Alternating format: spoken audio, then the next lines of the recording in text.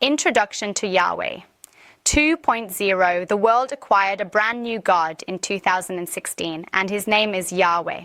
2.0.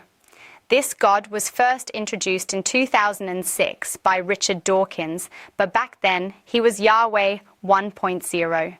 He was acknowledged, and Dawkins even created a personality profile to go with him. But this unpleasant God of war did not mean anything to anyone because he lacked traction. There was no context for Yahweh 1.0. He was a meaningless entity, much like the flying spaghetti monster. Fast forward 4 years and something remarkable happened. In 2010, Yahweh 1.0 was validated by Stephen Hawking, one of the fathers of the Big Bang Theory. There was an axis forming between the God of war and militant atheists. In 2016, the Yahweh axis stretched to another militant atheist. It was the turn of Dan Barker, the ex-evangelist, and he said Yahweh and Jesus Christ is the same person.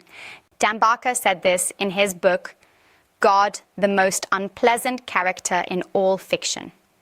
This is how the world arrived at the newest concept of God, aka Yahweh 2.0. Dawkins, the biologist, introduced the biological concept of God in his 2006 international bestseller, The God Delusion. Hawking mentioned Yahweh, although not by name, in his book of 2010. In The Grand Design, the cosmologist famously said, "Philosophy is dead."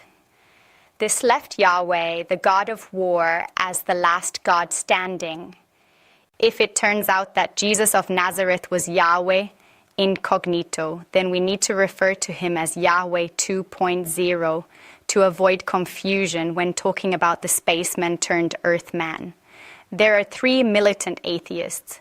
In 2006, Richard Dawkins found Yahweh the God of war and said about him, "I know you don't believe in an old bearded man sitting on a cloud, so let's not waste any more time on that." It took 4 years to weaponize the God of war. In 2010, Hawking said, "The God of war was the bona fide God of the Old Testament." This means that science does not have to answer to religion because no one thinks a violent thug created the universe.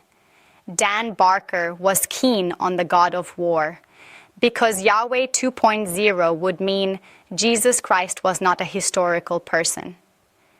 Yahweh 2.0 is a game changer, and we will examine some of the changes in future episodes.